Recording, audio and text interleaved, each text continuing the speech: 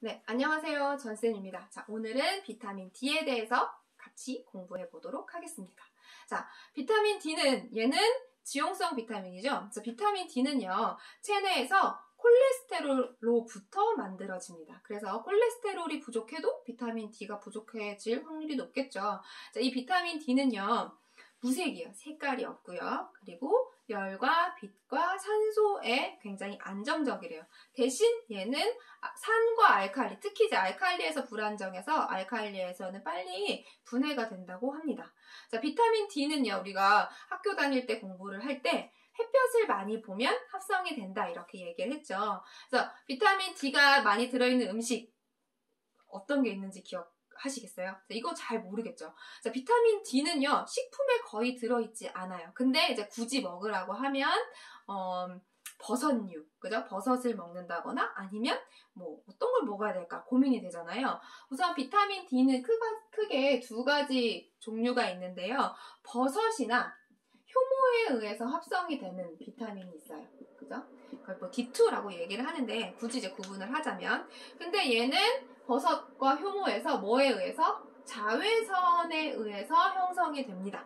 그죠? 그리고 두 번째 다른 종류 D3라고 얘기를 하는데요. 얘는 동물의 피부에서 뭐에 의해서? 얘는 이제 햇빛. 자, 우리가 햇빛이라고 했을 때 눈에 보이는 빛이 있어요. 그걸 보통 우리가 햇빛이라고 얘기를 하고요. 그리고 자외선에 의해서 피부에서 합성이 돼요. 자, 사람은 버섯 효모가 아니라 동물이죠. 그래서 사람의 피부에서도 재료를 가지고 비타민 D 전구체라고 얘기를 하죠. 그 재료를 가지고 햇빛에 의해서 비타민 D가 합성이 되게 됩니다. 근데 이 비타민 D는요, 여러 가지 이유로 의해서 체내에 부족한 영양소, 가장 부족한 영양소라고 해요. 특히 코로나 시대에 외출을 좀 자제하고 바깥 활동을 줄이면서 전 국민의, 특히 우리나라 국민의 90%가 비타민 D가 부족하다라고 합니다. 그죠? 그리고 비타민 D 부족과 더불어서 햇빛을 덜 보게 되면 우울감도 생기잖아요. 그래서 여러 가지 안 좋은 일들이 코로나 이후로 벌어지고 있죠. 그래서 비타민 D의 중요성이 처음에는 A나 B나 C보다 비타민 D가 중요성이 이제 좀 여겨지지 않다가 2015년 이후에 비타민 D가 정말 체내에 필요하구나. 그리고 우리가 아주 많이 부족했구나. 이걸 알게 돼요. 그래서 2015년 이후에 권장량 있죠. 1일 권장량이 성인 5마이크로그램에서 10마이크로그램 2배, 100% 증가하게 됩니다. 자, 우리가 비타민 D 영양제를 살 때 미리그램으로 잘 안 써 있고요. 뭐 아이유? 그 가수 아이유? 그죠? 그 아이유 단위로 써 있어요. 이건 이제 국제 단위, 그냥 유닛이거든요. 유는 단위란 뜻이고, 아이는 인터내셔널이란 뜻이에요. 그래서 국제 단위거든요. 그래서 10마이크로그램을 아이유 단위로 쓰면 어떻게 되냐면 400IU가 돼요.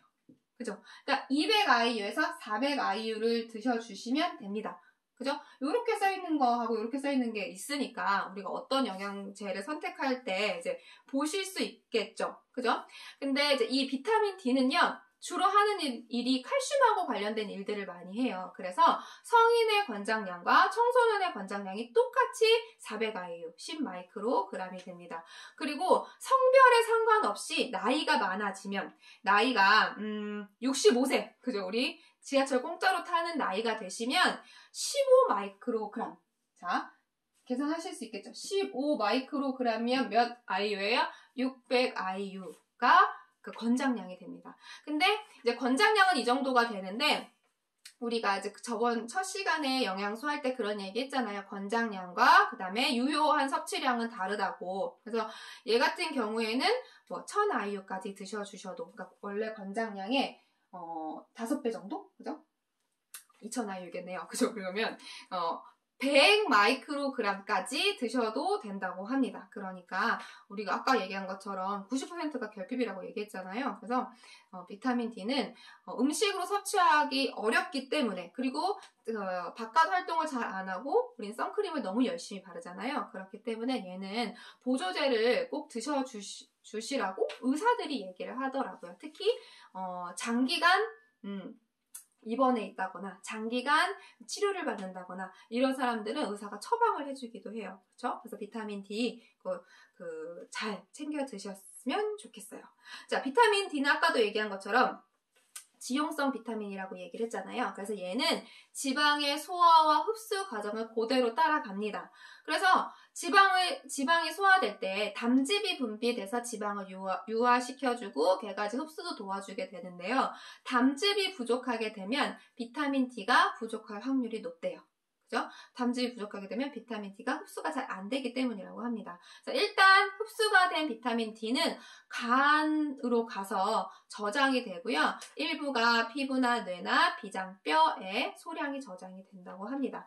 그러니까 우리가 비타민 D는 음식이 잘 없다고 했잖아요. 그래서 햇빛을 봤을 때 합성이 된다고 그랬는데 이 비타민 D는 전구차를 먹어줬을 때 간과 신장에 가야지만 이제 활성화가 된대요. 그러니까 간 또는 신장이 아니라 간을 거치고 신장을 거쳐야 이제 활성화가 된대요. 그래서 간 기능이 떨어진다거나 신장 기능이 떨어지신 분들은 활성화가 안 될 거잖아요. 그러니까 더 보조제로 많이 드셔주시면 좋겠죠. 그러면 비타민 D의 역할 첫 번째, 뼈하고 칼슘 대사하고 관련이 있다고 했으니까 얘는 골격을 형성하는데 그 역할을 합니다.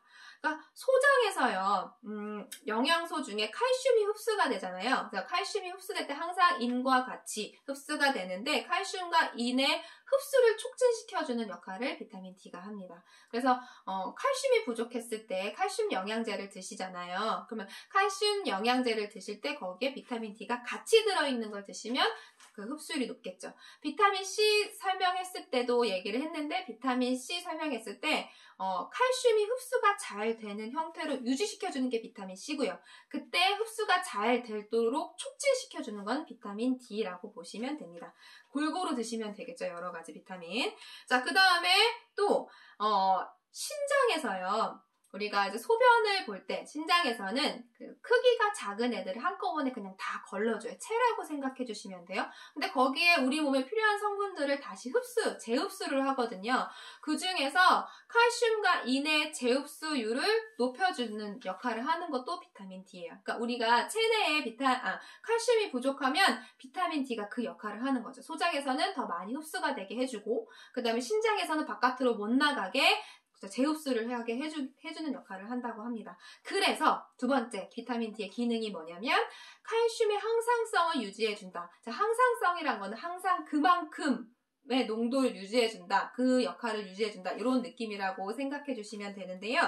자, 혈액에는요. 우리가 칼슘 하면 뼈만 생각을 하는데 우리 체내에 있는 칼슘의 99%는 뼈에 있지만 1%는 어디에 있냐면 혈액 내에 녹아 있어요. 근데 그 1%의 칼슘이 몸을 돌아다니면서 신경이 전달될 때 쓰이게 되거든요. 그래서 혈액 내 칼슘 농도를 유지시켜줄 때 이 비타민 D가 필요하다고 합니다. 그래서 혈액 내에 칼슘 농도가 떨어지면 아까 얘기한 것처럼 비타민 D가 나타나서 소장에서 칼슘이 잘 흡수가 되게 하거나 아니면 신장에서 칼슘이 못 빠져나가게 하거나 이런 역할을 해요.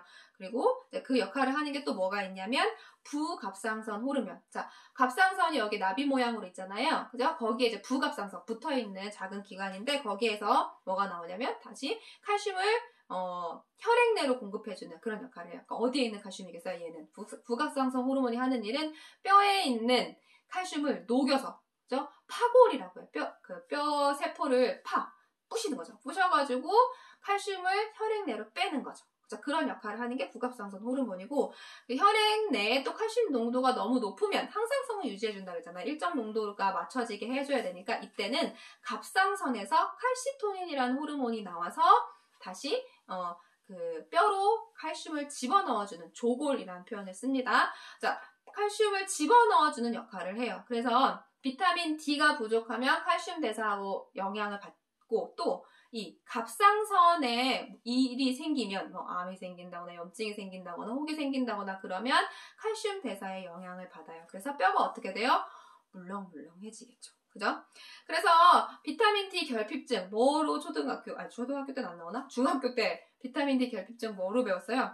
구루병 이렇게 외우잖아요. 비타민 D 구루병. 그죠? 그래서 비타민 D가 성장기 때, 이제 어렸을 때 결핍이 되면 골격이 형성이 되는데 문제가 생기니까 다리가 휘어요. 휜 다리가 생긴다거나 아니면 이 갈비뼈가 휘어서 흉곽이 이상해진다거나, 그죠? 그리고 관절이 유난히 커져요. 굵어지고 그 다음에 머리도, 이 해골, 머리뼈도 이상이 생긴다고 합니다. 근데 성인이 비타민 D가 부족하면 성인 구루병이라고 얘기를 하는데요. 얘는 골연화증이라고 보시면 돼요. 우리가 골다공증하고 골연화증이 있는데, 이제 골연화증은 뼈의 크기는 그대로예요. 근데 거기에 칼슘이 빠져나오면서 뼈가 이제 강도가 줄어드는 거죠. 단단한 정도가 줄어들어서 이제 골절이 잘 일어나게 되는데, 이것도 이제 골다공증이랑 현상은 비슷하죠. 근데 주로 어디에 골절이 많이 일어나냐면 갈비뼈. 가끔 숨 쉴 때도 부러지시는 분들이 있어요. 그죠? 크게 포옹하시면 안 되고, 그리고 골반뼈가 이제 약해지고 골절이 잘 일어난다고 합니다. 골연화증의 경우에는. 참고로 골다공증은요, 골반뼈와 척추에 이제 골절이 잘 일어난다고 해요. 그래서 조금 다르다. 그리고 이 칼슘이 체내에서 하는 역할이 신경 전달, 그러니까 신경에서 전기 신호로 신경 내에서는 전달이 되거든요. 이때 칼슘 이온이 들어가고 나가고 하면서 전달이 되는데, 칼슘이 부족하거나 대사가 잘 안 되면 거기에 문제가 있어서 어떤 일이 벌어지냐면 근육 경련이 일어나요. 우리가 막 이런데 이제 떨리는 거. 그죠? 칼슘, 마그네슘이 부족하면 눈가가 떨린다거나 손이 갑자기 막 이렇게 떨린다거나 이런 현상이 일어나잖아요. 그러니까 근데 이런 현상도 칼슘이 부족해도 생기고, 비타민 D가 부족해서 칼슘 대사가 잘 일어나지 않을 때도 일어난다고 합니다. 그래서 비타민 D는 또 최근에 항암 역할을 많이 하고, 그죠? 면역력을 높이고, 이런 기능들도 집중되고 있기 때문에 비타민 D는 꼭 보조제로 드셔주시라고 많은 의사들이 얘기를 하죠. 그러니까 여러분도 여러 가지 영양소 골고루 섭취하셔서 건강한 가을, 겨울이 되시길 바랍니다.